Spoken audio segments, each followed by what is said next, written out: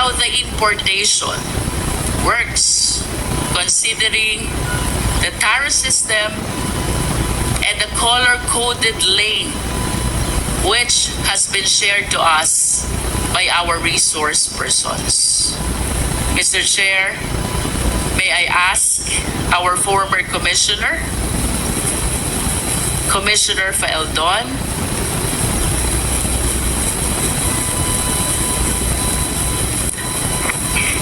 Commissioner Faeldon, can we start with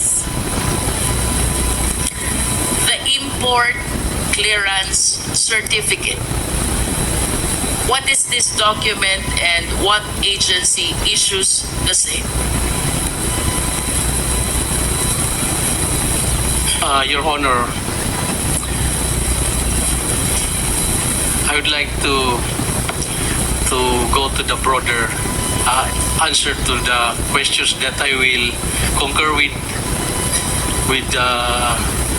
Taguba and that there is Tara since immemorial. I think, Mr. Chair, with all due respect to Commissioner Faeldon, but this representation wish to examine the system which is happening in the Bureau of Customs step by step as to how the shipment process goes without necessarily connecting the same to the cases where Mr. Guban and Mr. Taguba were made involved with.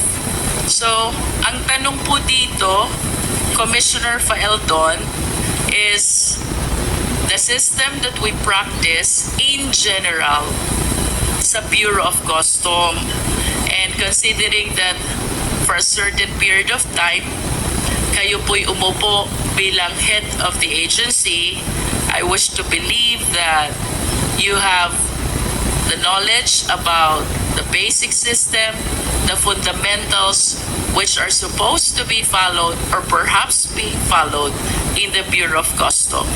Let's start with the import clearance certificate. Ano po ito, Commissioner? At ano pong ahensya ang nag-i-issue nito? we have the Accreditation Management Office. It's popular known as the AMO. This is the office that accredits all importers. You cannot import anything if you have no accreditation, certification from that office. So during my time, we have 12,000 combined importers and brokers. And in 6 months, I delisted 4,000 of these because we have found out that they are lacking of the requirements. Some are found to be erring. So that's the first thing I did as far as trying to control these importers. So that is where the accreditation come from the Accreditation Management Officer. They're the ones who vet those applicants for accreditation so that they can do their importation. Commissioner, can you please state again the name of the office which takes care of the import accreditation process? Accreditation Management Office. Sila po yung nagpo-proseso, nagve-vet ng accreditation ng gusto maging importer.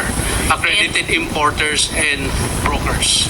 Will you confirm that if I have intention to import goods, the first step should be to apply an import accreditation? Yes, Your Honor. Without that accreditation, I cannot import goods into the country. Yes, Your Honor. Okay. You made mention about 12,000 accredited importers, which later on you deleted the 4,000s because they are remiss with respect to certain requirements. Question po, Commissioner, ano po ba yung requirements natin for purposes of importers accreditation? You have to specify in your application what specific goods you're going to import. You have to show certificate from the bank that you have deposited a specific amount that makes you capable of importing that goods.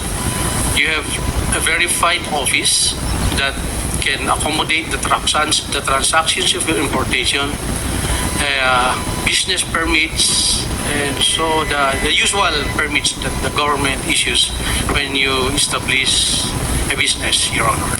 For me to be able to inform this office, Commissioner Faeldon, mayroon po ba kayong pinoprovide na form where I should fill in the goods I intend to import? Yes, Your Honor, we have the packing list that you're supposed to submit to the customs list of those goods that you're supposed to bringing into the country. Commissioner, we're still on the process of importers accreditation. Yes, Your Honor, there's different codes of every commodities. But this is not yet packing list, right? Yes, ma'am. Yes, ma'am. Okay. This is international codes. All countries have the same codes of different goods. So we Balikan po natin, Commissioner, yung goods. Ano pong form yung ginagamit sa BOC in describing the goods for the purpose of applying for importers accreditation? I cannot remember the codes. There are thousands of codes, sir, representing specific goods, sir. But The form is provided by the BOC. yes, ma'am. It's And- also in the website. It's publicly accessible in the website of BOCs. Is You it can- is it correct to say that in the form there are codes that you mentioned?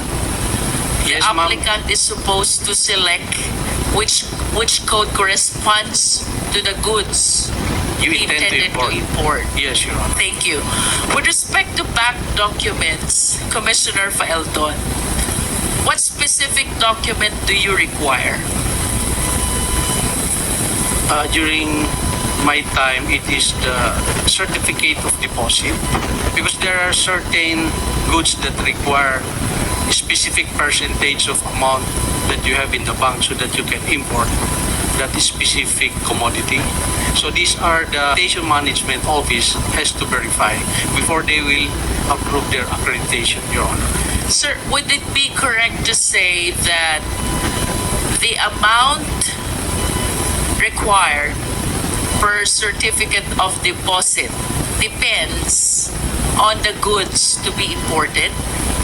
Yes, Your Honor. If you intend to import just few items of commodities, you are not going to be required to deposit large amount of money.